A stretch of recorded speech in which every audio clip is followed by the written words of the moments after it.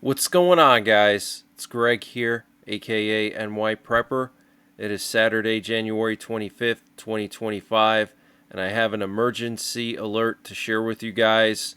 Right now it is 14:53 Eastern Time here in the United States, and we have some major breaking news coming in from New York. So apparently the federal government and the U.S. military are going to be doing some kind of a nuclear training exercise in upstate New York in the Albany region. So here we have an official press release from the FBI. This is on their website. You can see the date here, January 24th. Large-scale nuclear training exercise to take place in Schenectady, New York. Public need not be alarmed. From January 26th through January 23rd, 2025, a large-scale multi-agency nuclear incident training exercise will take place in the vicinity of Schenectady, New York, and surrounding counties of Albany, Saratoga, and Schenectady. The training exercise will not pose any risk to area residents. The public does not need to be alarmed by training-related activity, including the presence of military personnel and aircraft and people in protective equipment.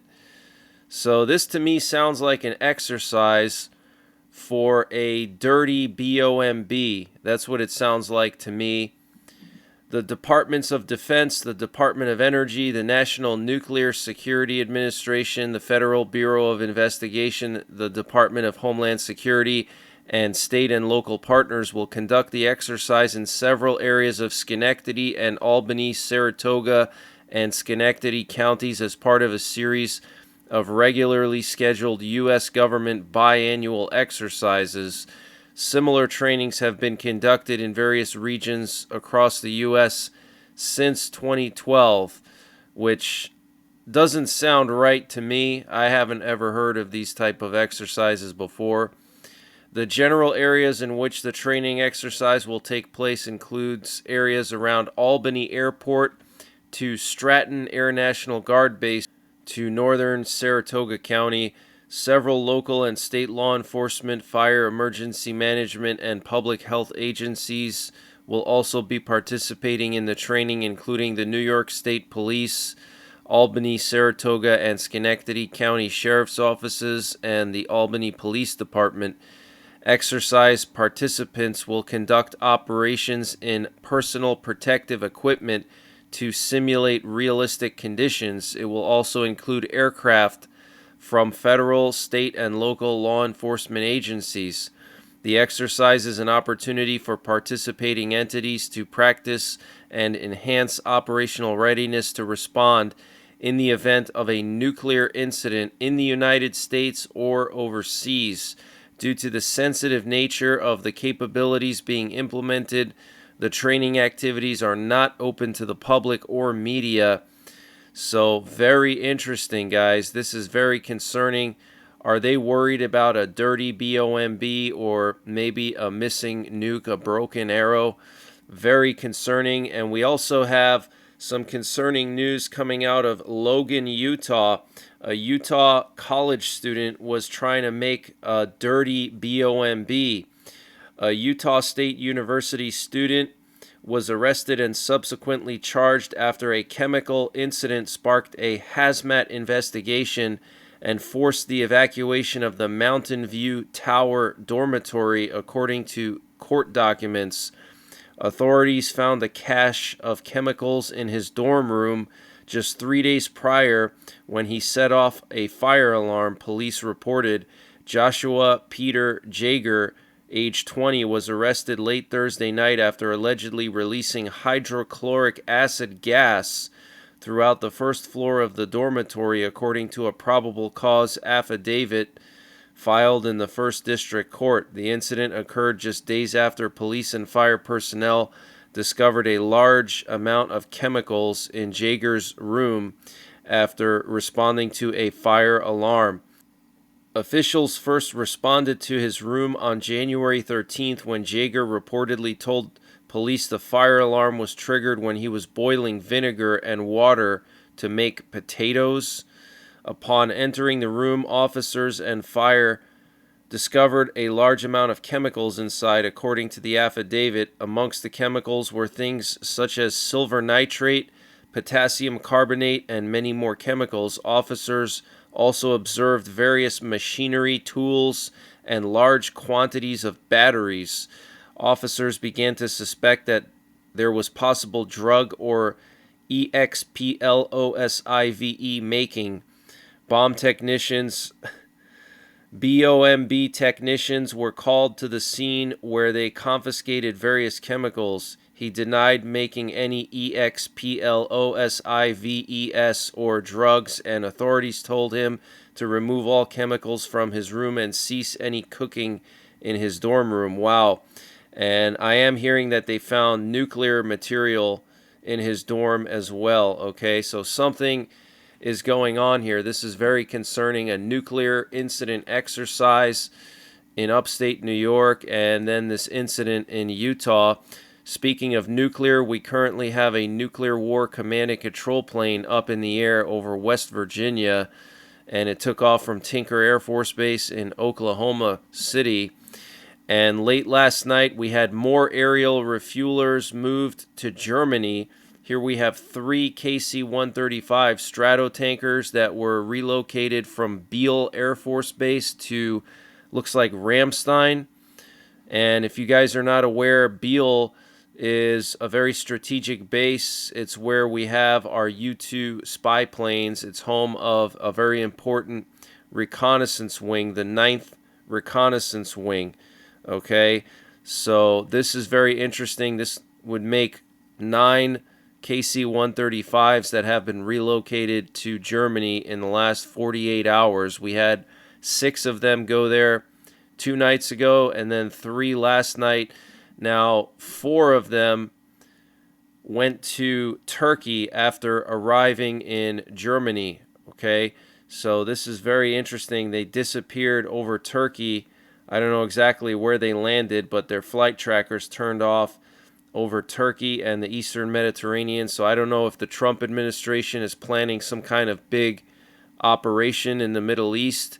Okay, but 4 aerial refuelers being moved from Germany to the Middle East, and these were moved 2 nights ago from Phoenix, Arizona to Germany. Okay, and then we have 3 more that went to Germany last night, so something is going on. And this update was sponsored by EMP Shield. Guys, EMP Shield has created a special discount just for you, the listeners of the NYPrepper channel. If you go to empshield.com and use the promo code NYPrepper, you can get 15% off your entire order. And why do you need an EMP Shield? Well, this is a special device to protect your vehicle, your RV, your solar generators, your radios from an electromagnetic pulse, which could be caused by a solar flare or potentially a rogue country like North Korea detonating an electromagnetic pulse weapon over the United States that's mounted onto a satellite.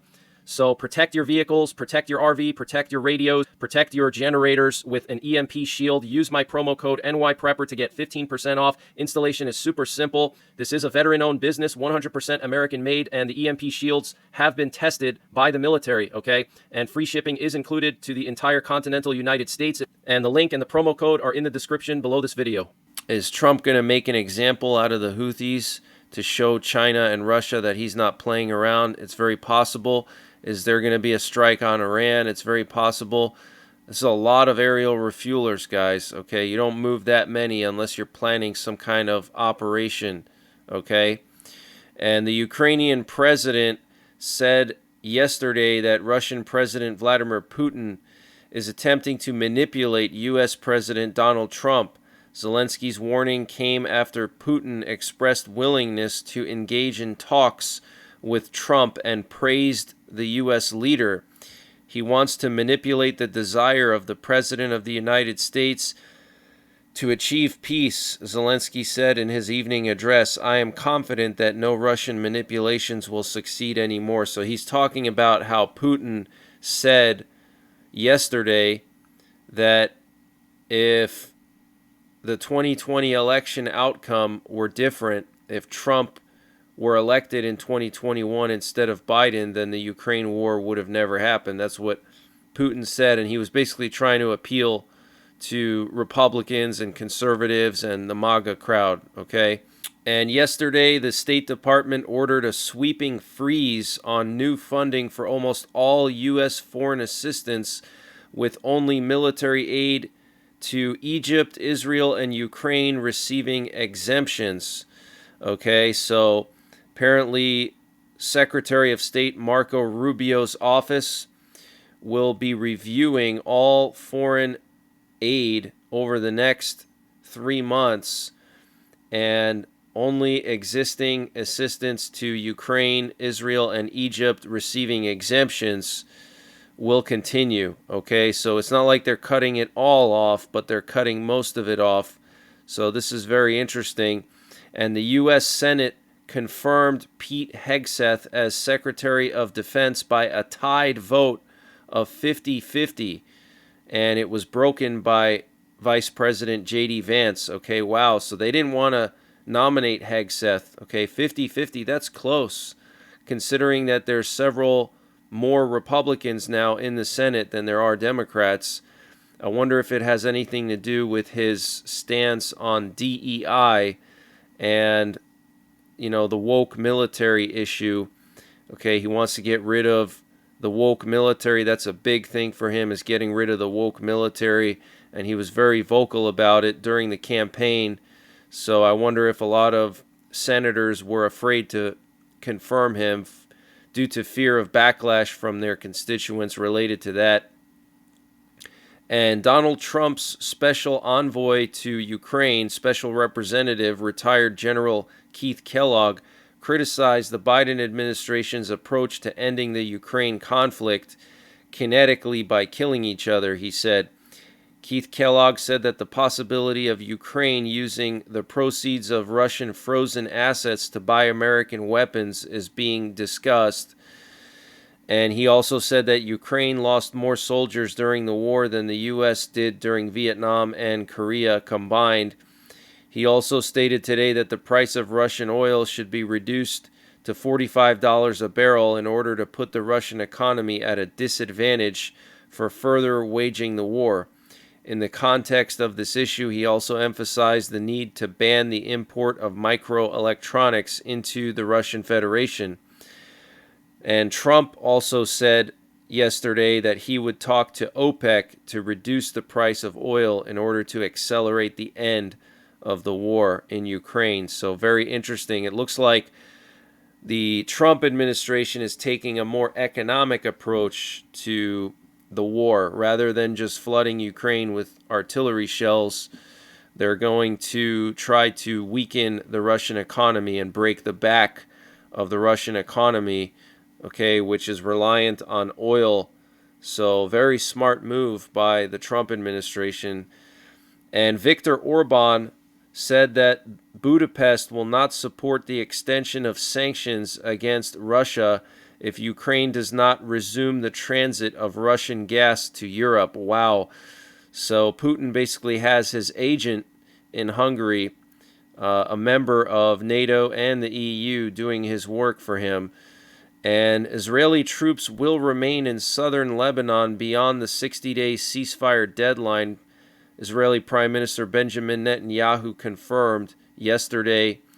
And Trump signed executive orders aimed at preventing the use of federal funds for abortion, both domestically and internationally. And NBC News reported fake news. They reported misinformation about apparently Mexico refusing to allow a U.S. military plane to land in Mexico that was carrying deported illegal immigrants. That was fake, okay? So where are the fake news police to police NBC News? They're not out there, okay? Because these fact checkers, they only like to harass conservative people and alternative media, but they won't check themselves and they won't check the mainstream media.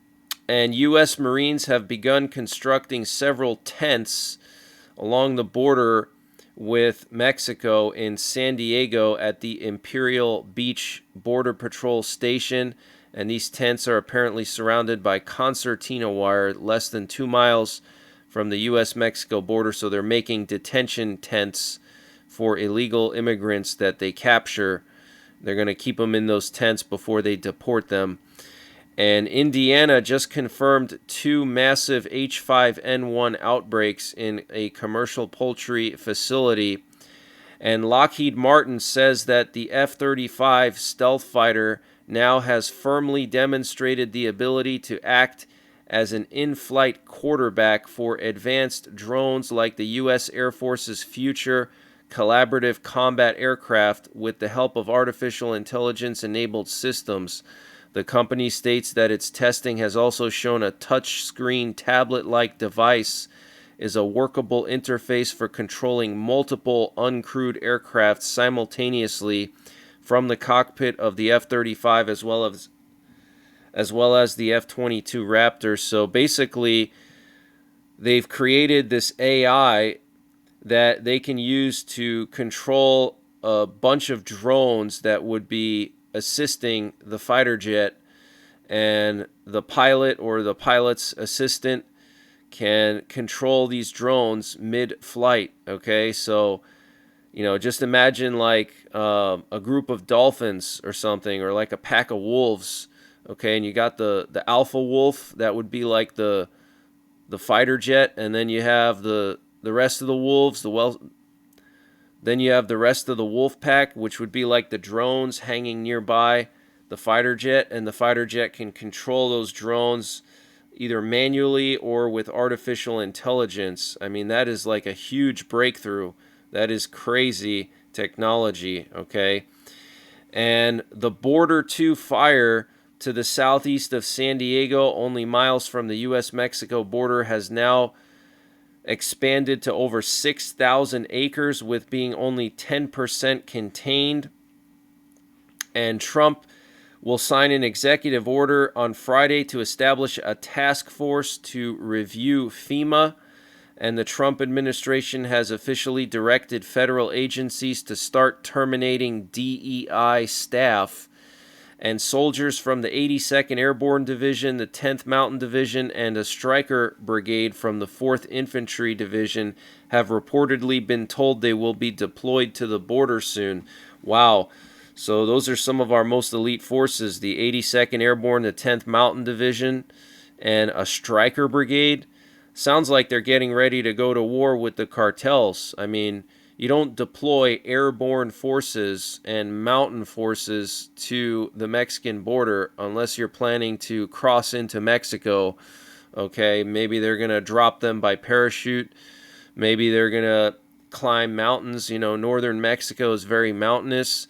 And then a Stryker Brigade to deal with illegal immigrants sounds like a bit overkill. And to me, it sounds like they're getting ready to go into Mexico and take out the cartels. That's why they have the Strykers, okay? Because the Strykers are bulletproof, and the cartels have armor-piercing weapons. They have all kinds of military-grade equipment, including Stinger missiles, and I think they might even have some javelins as well. And we also had another Russian doomsday plane go east to Novosibirsk last night, and one of these did the same thing 2 nights ago, went from Moscow to Novosibirsk and did this circle pattern just to the west of Novosibirsk and then went back. We also had a U.S. Army VIP plane go from Rzeszów to Germany. Rzeszów is the city in Poland where all the NATO weapons flow into Ukraine. It's a NATO weapons hub. So it looks like some U.S. Army generals were in that weapons hub, maybe meeting with some of the Polish military officials there, maybe just checking out the facility there for security reasons, or just to keep an eye on the weapons and stuff. I don't know, to take inventory, but very interesting. And then we had this high priority aerial refueler that took off from Rota, Spain, and went to the Middle East. Blue 41 was the call sign of this one, and this call sign is associated with our bombers. They usually use these to refuel bombers, and Rota is actually a bomber base. Okay, so I don't know if Trump is planning to bomb the Houthis or bomb Iran, or maybe bomb, I don't know, Hamas or Hezbollah. I don't know, but we're moving a lot of aerial refuelers into the Middle East, and one of these associated with our bombers. Okay, here's a picture showing the extent of the Border 2 fire, which is just to the southeast of San Diego, over 6,000 acres. It's not contained, right on the border with Mexico. Okay, look at the size of this fire compared to San Diego. It's like the size of all of San Diego, absolutely massive. And look at the evacuation warning area.